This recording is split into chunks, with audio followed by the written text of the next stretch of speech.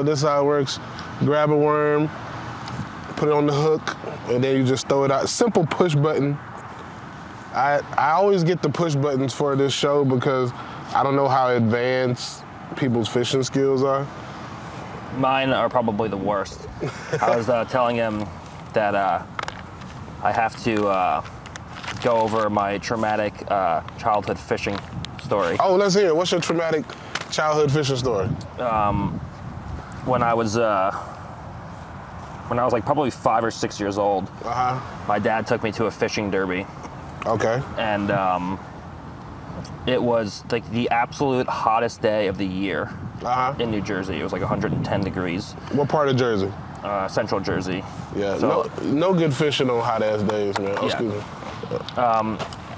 So it was rough, and for like probably 6 hours we sat at this fishing derby, and it was just like steaming hot. And I remember we finished the whole day, and we didn't get a single fish. It's too hot. And my dad was like encouraging me the whole day, like, oh man, we're gonna get these fish, we're gonna get these fish. And literally the whole day went by, and we didn't get a single fish. And I just remember being sunburnt. I'm like 5 or 6 years old. I'm just sunburnt. I'm so sad because all the guys around me have been catching fish all day. We got 0 fish. And we went home, I had no fish, I had nothing to show for it, and I was just sunburnt at like 5, 6 years old. Probably dehydrated all I was just traumatized from that experience. And so that was like when I was 5 or 6 years old, and that was the last time I've been fishing. I refused to fish since then because of the fact that I'm just like so terrible. Let me throw it out there for you, show you how to do it. So terrible at it. So I've done it. So we're basically going over shoulder, right? Yeah, and over the shoulder, press the button. Press the button, then cast. Yeah, press the button as you cast, yeah. Yeah. Kinda, you getting there. A little more finesse. Okay. A little more finesse. The probability of you catching a fish today is probably a 9 out of 10. Okay. I'm sure you'll catch it. It's a honey spot. Oh, let me see it like this. Let me see it. Fuck, I'm so terrible. I'm good at jiu-jitsu, I'm not good at fishing. The world's greatest. All right, so you just take it. There you go. And then once you feel something bite it. Then you realize. This is how I feel when people watch me do moves in jiu-jitsu. There you go. I'm like, oh man, it makes it look so simple. That's how I felt when he was just casting this. Like, oh man, it looks so simple, but I can't do it. How long have you been doing jiu-jitsu?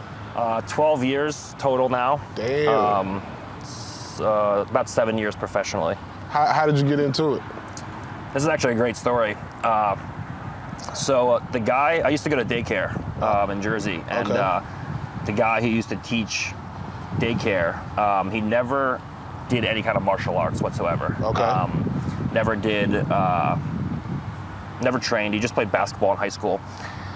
And he had no training of any kind, but he used to watch UFC, and he used to just listen to Rogan commentate what the submissions were. So he used to like come into daycare, and he used to like, oh man, I saw this cool move Rogan was like teaching, like he was talking about, you know, what you need to make the move work. He's like, it's called the Kimura. So he would like teach the kids a Kimura. He'd like teach the kids a choke. And then he'd be like, all right, try it. So like we would like drill it in class. How old were y'all? Like 7, 8 years old. So he's like, all right, now try it. So like we practiced it for like 10 minutes.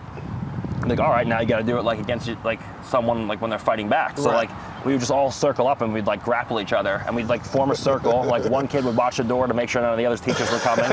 And we'd circle up like a gang initiation, and we would just wrestle in the middle of the thing. And like the loser would go out. I was the king of the hill. Like loser would go out, winner would stay in, and so then I would just like beat up all my friends.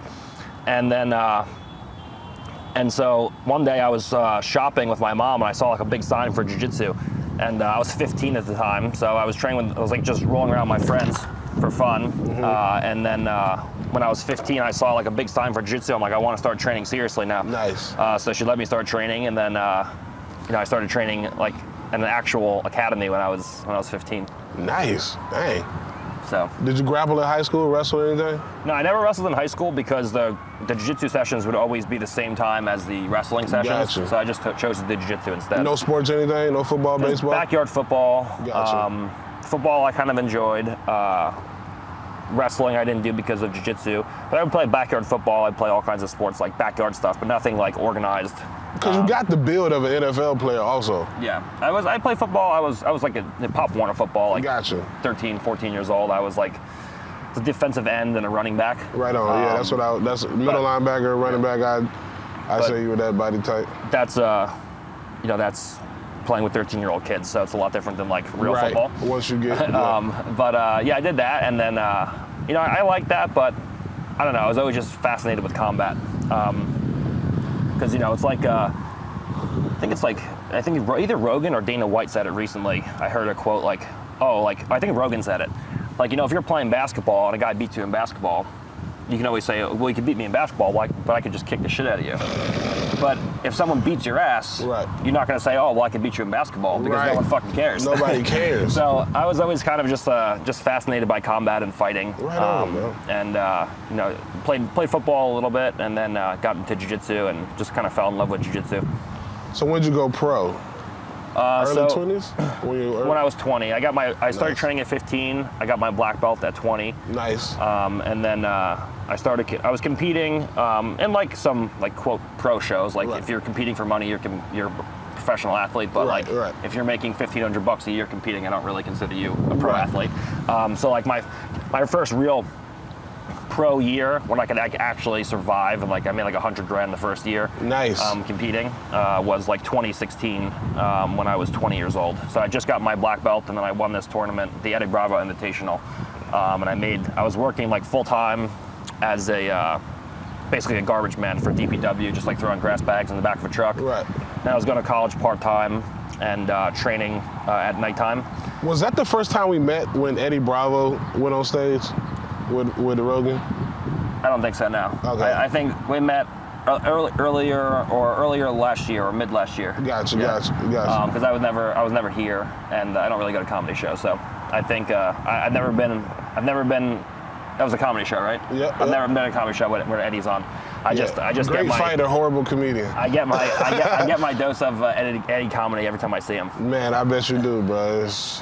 He's like starts talking to me about jiu-jitsu, and then 30 seconds in, he's like roping me into like a 10-minute fucking conversation about how there's aliens on the moon, and I'm like, all right, man, I gotta warm up. That's funny, man. Have you ever been beat, like when you were amateur? Yeah, I mean, they have like an unofficial record on Wikipedia where it's like I think it's like 150 something and like 9. Okay. But I've had probably close to 1,000, if not over 1,000 matches from white to black belt. Damn. And probably somewhere in the vicinity of like 10 to 15 losses. That's a great percentage. Yeah.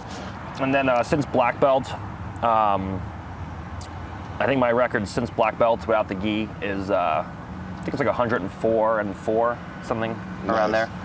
Maybe with a few draws in there. When I think of jiu-jitsu, there's only 2 names I really think of: you and Nicky Rod. Like y'all are both up here, right? Y'all like the biggest. Yeah. Well, Nicky, I mean, as far as accomplishments, there's guys who have competed in the gi and won a lot of world championships in the gi. I don't have as many titles as other guys, right. But without the gi, I have more titles than pretty much anybody. Right. Nicky Rod is. He's competed in ADCC. His debut, he took second in 2019. That was when he was training for a very short amount of time. And then we just competed again, or we just competed at ADCC, and he just competed again. He took silver again. So this time I fought him in the finals of ADCC. That was the one that was a few weeks ago? That was the one that Rogan and Tony went to in September. Oh, in Vegas. Yeah, I didn't get to make that one. I had a show, yeah. Yeah, so ADCC is basically like our Olympics. So it happens every 2 years. Gotcha. That's like the biggest, most prestigious one. He took silver in his division the first year in his debut, which was super impressive. And then he took silver again in his division. We competed in the finals, and then he ended up losing to Yuri Samoes, the guy who actually won the open weight bracket in the open weight. So he's definitely up there. He's definitely a top guy, definitely a top heavyweight, he's been. I watch a lot of your matches, and since I've known you, I've started watching your matches, and correct me if I'm wrong, it seems like you toy with your opponents a lot. Yeah. Like you could have been beat them, but you'll let them do stuff, and then they'll think they have you, and then you'll put them in something else. Yeah, a lot of times. The main thing that people want to see in matches is movement. Oh, okay. So, like, it's kind of, if I just go out and submit everyone in the first 10 seconds, not to say that I can always do this. Sometimes they're tougher matches and it takes me more time, but it's like watching Tyson go out and knock everybody out in 20 seconds. It's boring. Like, people don't want to watch that. Right. Like a perfect match, like against a kid named Roberto Jimenez. I competed against him, and like the first 10 seconds, I had him in a situation where I could have leg locked him pretty easy. But I actually posted on Instagram that I was only going to finish him with a mounted armbar. So I let the leg lock go, and then I just drew the match out like another 10 or 15 minutes. And That's then some Muhammad Ali shit. I finished him with a mounted armbar. Tell you how you gonna get beat. Well, the one time we did it, this is the one that Rogan always talks about. We did it in an envelope where I fought Wagner Hosha, who is currently the #1 ranked guy in his weight class. And he was #1 ranked for 185, but he actually weighed like 202, I think, when we fought. Okay. And I was a little bit bigger. I was like 215, 217, somewhere around there. I walked out with an envelope and I gave it to the announcer, and it said "Open me after" on the outside of the envelope. And when he opened it after, there was just a picture of a triangle in the envelope, and I finished him with a triangle. And people were like, "Oh wow, what the fuck?" So to do shit like that, I mean, it's fun and it's nice for the audience and it creates drama. But there is a deeper technical reason why I do it. Like, if you put the pressure on yourself where you say, "Okay, I'm only going to finish this submission on the guy," in that camp, you better be fucking focusing on that submission. So like, if you're not good at a submission, I'll say like, "Okay, I'm not a master of, let's say, like a left side mounted armbar, for example, or whatever, a triangle or choke or whatever the case is." I say I want to get better at this. I'll put it in my mind where I'm only going to finish, one of the next few matches I have with this move. So then I have to focus on it and become a master through the camps. So it helps me. It's fun for the people to watch, and I think it creates a lot of drama and gets asses in seats. Being a fighter, does anybody ever try you like out and about, or you get these losers who try to come to the gym to challenge you? That used to happen a lot when there was a lot of like jiu-jitsu versus karate, and people didn't really know what martial arts were. So you don't really get gym challenges too much anymore. That was like generations before me. But like 20 years ago, there was gym challenges all the time. People would come in and be like, "Oh, jiu-jitsu doesn't fucking work," and then they would just get beat up. So that would happen. That would happen a lot. Now, I mean, I've been in tons of fights, but now I'm just so big physically that just people look at me and they don't really. They have to be insane. Yeah, they don't mess with me now. When I was skinnier, when I was smaller, because I used to be a lot smaller when I was younger, I would get more guys who were more bold. But now that I'm like 6'2", 230 pounds, people just look at me and they're like, "Oh, that guy kind of looks scary," so they don't fuck with me most of the time. But you get some every now and then. And the crazy part that a lot of people might not know about you, we were talking about this one day. We were at a cookout together, and I didn't know it, that you've been having like stomach issues for the past few years, right? Yeah, I had to, in 2020, I had to retire because I literally, not only could I not train, I like couldn't even hold the conversation. Like I couldn't even talk, I was so nauseous. Like I went on the first Rogan show. Damn. And I just met Rogan, and my stomach, I was in Austin looking for houses because we were gonna move here. And Rogan convinced me to move here, and I just met him. He's like, "Oh, I want you to come on the podcast." So I'm sitting in Rogan's chair in the studio, and I'm so nauseous I can barely talk. And I'm like, man, I just met this guy. I can't tell this guy that I can't do his podcast because I'm too nauseous. I can't waste his time. So the whole podcast, I have no recollection of what we even talked about. I was just like, hold it together on autopilot, just trying to get words out.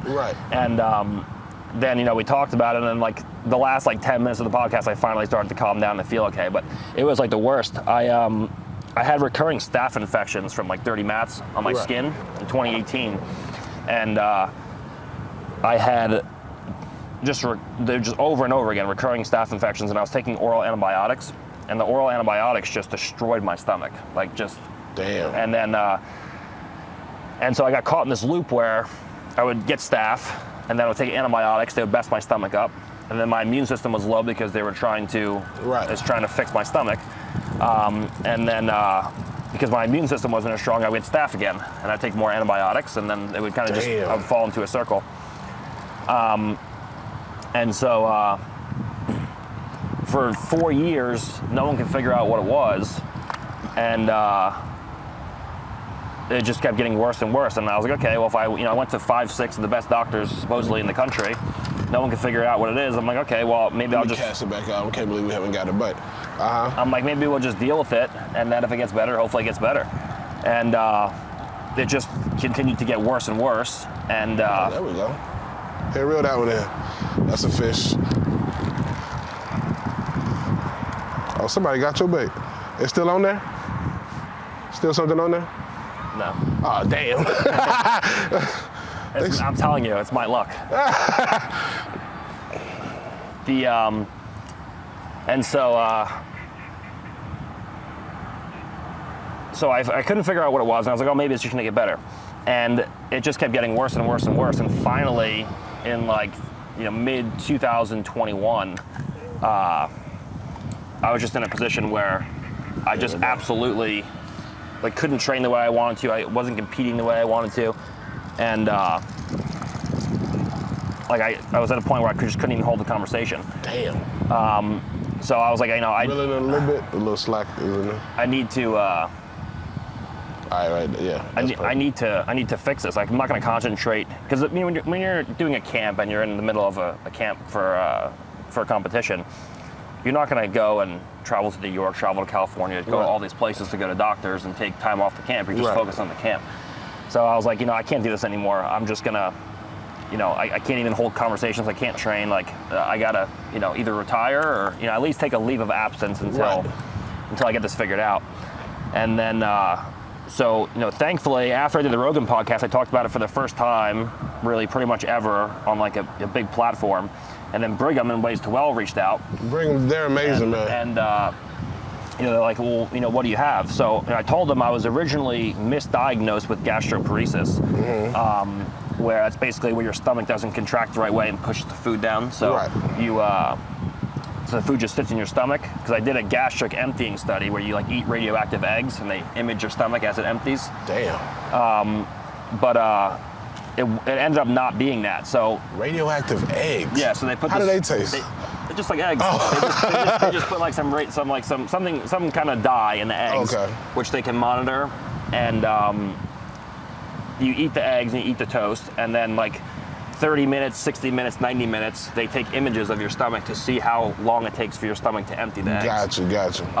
And so I was emptying normal, but the high end of normal for an older person. And you're an athlete, you shouldn't be emptying this normal. So they diagnosed me with gastroparesis. And I talked about it on Rogan, and still to this day I have people who are catching up who message me oh, I have gastroparesis too, but that's not what I had. So I went to Brigham, and Brigham helped. They gave me some stuff. They're some peptides. They're in the future over there, bro. They about to have me looking like you next year. We just started working. Yeah, and so they helped a lot. They increased my appetite with a lot of stuff they did, but I still had the nausea. So I ended up finding a doctor finally who figured out what was wrong with me.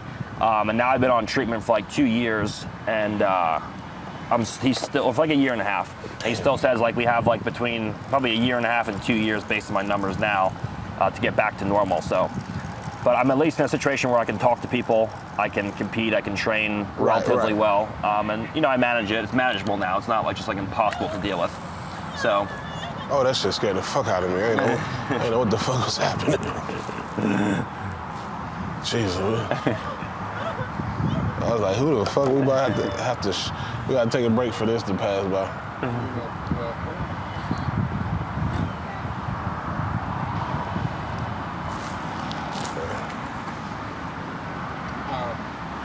So, how long we been rolling? 19 minutes. Let's give it another 10. 10, 12, yeah. Fantastic. Yeah, we're good. I'll easily just. Yeah, no worries. Just continue on. We should have just asked her to be on the show. Stupid. Yeah, man. So glad you're doing better now, bro. Yeah, that Brigham and Ways to Well, they are the future. Dude, it's crazy. They are the future, man. And the crazy thing is how affordable they do it too. because like if you try to do the same stuff they do anywhere else, it's like 3 times the amount of money. Oh yeah, bro. You'll go broke. And, on top of that, he's just a solid dude. Like he's just a cool dude to hang out with. Absolutely, man. He's always a fun hang, and he probably has the best backyard I've ever seen in my life. I know. He spent like, what was it, $2 million on his backyard? I know. He built this crazy backyard, and now he went on Rogan, and he's like booked up for like stem cells. Now he's like, man, we're booked like 3 years in advance after I went on Rogan. He's like, damn. See, I'm thinking about just knocking down the whole backyard and just building a bigger house. I'm like, dude, like you just spent 3 years building this backyard. Right. Now you're just gonna put a mansion on top of it. He's like, you may as well. I'm like, yeah, all right. Yeah, because when I was at his house, he was talking about putting a bat cave with a secret entrance to drive his car. I'm like, bro, I can't wait till I have money like that, to where I can just come up with anything. And I know.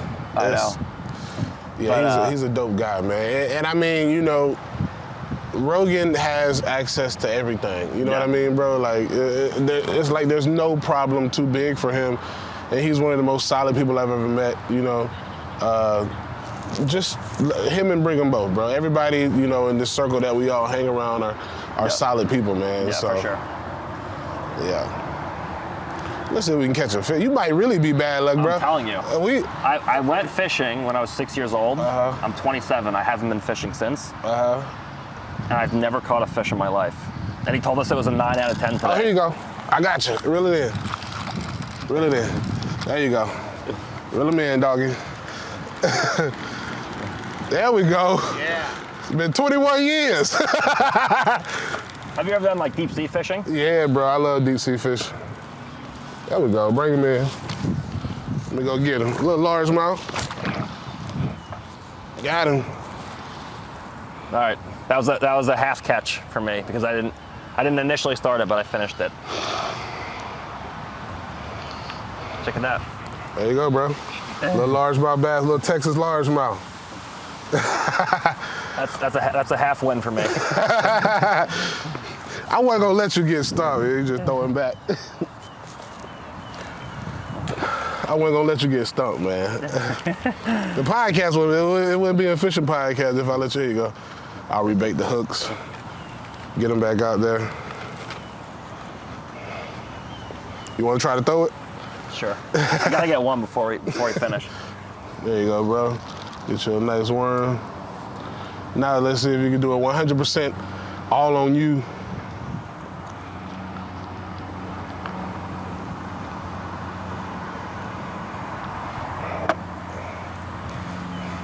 It's finesse. It's all about the finesse, man. My daughters can throw halfway across the lake.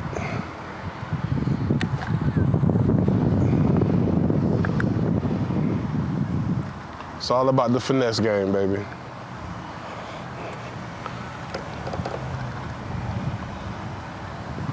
All right. There we go. Let's see what you got. Fuck, I'm so bad. Hopefully I just catch the camera and we bring it in. All right. So when you get about to your shoulder, hit the button. Now. Fuck. So am I hitting the button and holding it? No, so you wanna, so when you bring it back here and you bring it right here, like as soon as, right slightly before you throw, hit the button. Hit it and hold it. Yeah. Mm-hmm. Got another one. Oh my God. I'm not gonna finish until we get this right. You're gonna get it. Well, how many did Hans do? Did Hans do like? Same. I saw like 10 takes in the beginning of that one. Okay. That's the thing. Most people are learning to fish on here. It's all based around mechanics, which is just like pure jiu-jitsu. So the fact that I can't get the mechanics right is driving me crazy. You'll get it. You want to try to stand up and do it? Why does it get stuck when I hit the button? All right, so look, like this. All right, so right here, this is just gonna be a soft one. Bring it back.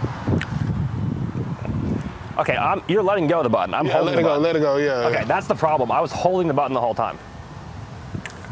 Okay. There you go. Okay. Yeah. Because I was holding the button. That's what was fucking me up. Reel in a little slack.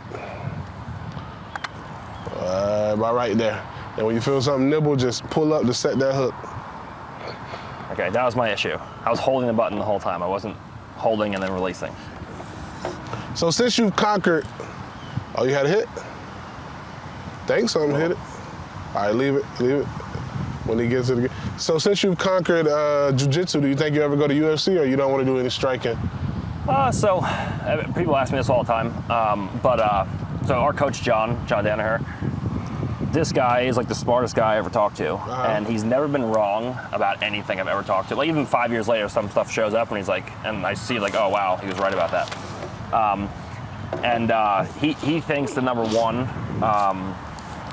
grappling is just about on the verge of being like a relatively major, like mainstream kind of sport. Yeah. It's like, I'm not gonna be like the NFL or anything, but it's gonna be like, breaking into mainstream sports where you have like household names where like even people who don't watch skateboarding know Tony Hawk. Right, Or like right. people who don't even do jiu-jitsu or know about jiu-jitsu can like still know Gordon Ryan. And so I think that he thinks that if I leave grappling now, that could jeopardize the growth of the sport overall. Yeah. And he's like, you're already the greatest of all time. He's like, if you leave now, your accolades could be up for contention. He's like, but if you just keep competing for the next 10 years, there's just going to be no one that will ever be close to doing the things that you do. True. And on top of that, he's like, you make more money than most fighters anyways doing just grappling without getting all the punches to the head. Right. And that's the reason he makes a strong argument. That's the reason I feel like jiu-jitsu might overtake UFC is because it's like, it's still physical, it's still skill, it's still strength, technique, all that, but you don't take the punches to the head. And like, especially with the big, everything is like CTE right now for the fighters and the football players, and it's like, I feel like, especially how soft our country is right now, people are gonna push for jiu-jitsu more than like UFC or boxing. Well, the thing with jiu-jitsu is you'll never have, the ceiling will always be lower than the potential for people watching, for spectators, than fighting, just because it's very easy to understand someone getting punched in the face and getting knocked out. Right.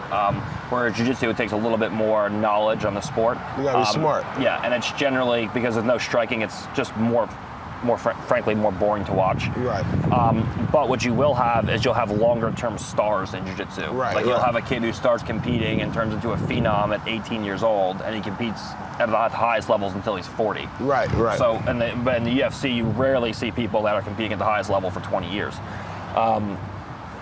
So there will always be a ceiling, and it'll be much lower for jiu-jitsu than it is for MMA. Like you never have, events every weekend. I doubt that you'll have events every weekend where you're selling out 20,000 person arenas. Like you can do it for ADCC, like we had 13,000 people, but that's once every 2 years. Right. So it's harder to do for jiu-jitsu, not impossible, but you will have stars that emerge that will be around a lot longer than like your average MMA athlete. Yeah, because it's like baseball versus football. Yeah. People play baseball till they're 45. Yeah. In football, you got a good 5 years if you're lucky. Exactly. Yeah. So in your last fight with Nicky Rod, is it true that you got your foot broke, or was that a rumor? Oh no, he so in the match with him, and in ADCC, I was worried about Nicky Rod using lotion. To make it slippery. So in all my matches, I wore a short sleeve rash guard, but with Nicky Rod, because I've trained with them and I know what he does, I used a long sleeve rash guard. But the problem is with ADCC, if they catch you greasing, it's an immediate DQ and they ban you. So there's like actual repercussions. So he actually came in dry. I had the long sleeve rash guard on just in case for the extra friction, but I just ended up submitting him very quickly. For the UFC event, I asked the day before, like, what are the rules for greasing? And they said, oh, you can't grease. I'm like, okay, well, what are the repercussions? And they said, you just can't grease. So I'm like, okay, so there's no, you can't grease. Like, it's like saying you can't take steroids, but we don't test. Right. So I'm like, okay, I know he's gonna grease. I'm like, can we get like a long sleeve rash guards? Like, oh, we don't have any. So I'm like, okay. So he comes in and, the second he starts sweating, I can't get a hold of him. I'm slipping out of transitions, and he's not doing much to kind of come forward and pass my guard. And, I have a couple hits every, 3 or 4 minutes. Right. Reel yours in a little bit, reel it in a little slot. So finally I get, right there. An entrance into his legs.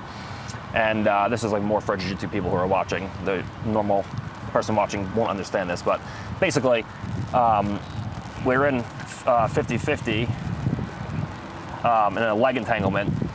And there's two ways that you can lock your legs in 50-50. You can use crossed ankles, or you can use, There you go, reel it in, set it. There you go. Oh, yeah. Oh. Got one, is it still there? Yep. Yeah, I think so. Pull it, let's go. The fuck is that? Ooh, a brim. Nice one. Nice bluegill. Chunky.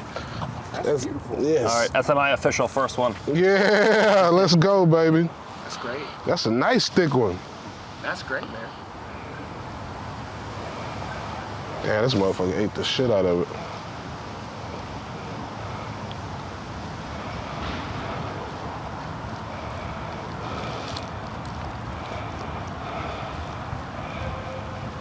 There you go, dog. Oh. He slipped out. We got it on camera.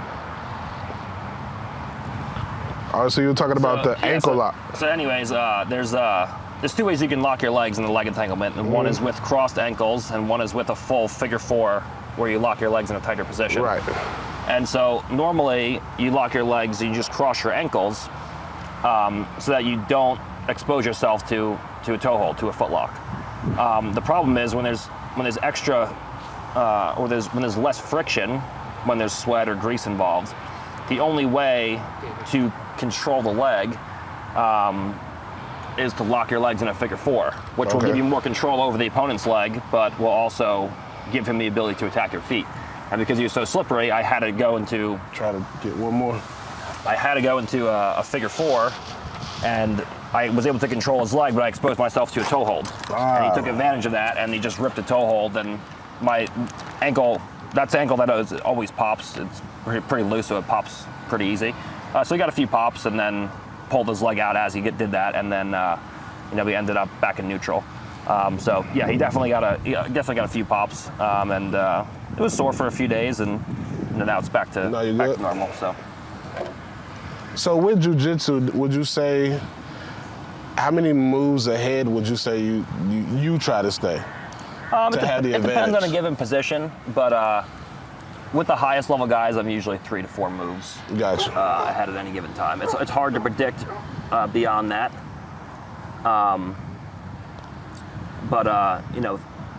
The reason why it looks so effortless is because I'm not faster than most people in a physical sense, but I have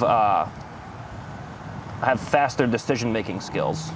Gotcha. So I can make decisions faster than the other guys, and that gives you the illusion that I'm physically faster, but I'm not. I know what's happening before they do, and so I can make decisions faster than them, and they move one way, I knew they were going to move that way 3 seconds ago. Right. That makes it easy. Let's see if we got it. There we go. Still got it. Yeah. I got it now. I'm a fisherman. You're a fisherman, man. Now we gotta go on the boat. Let's see if we catch another one in the episode. Like, you got one? You just had something hit it.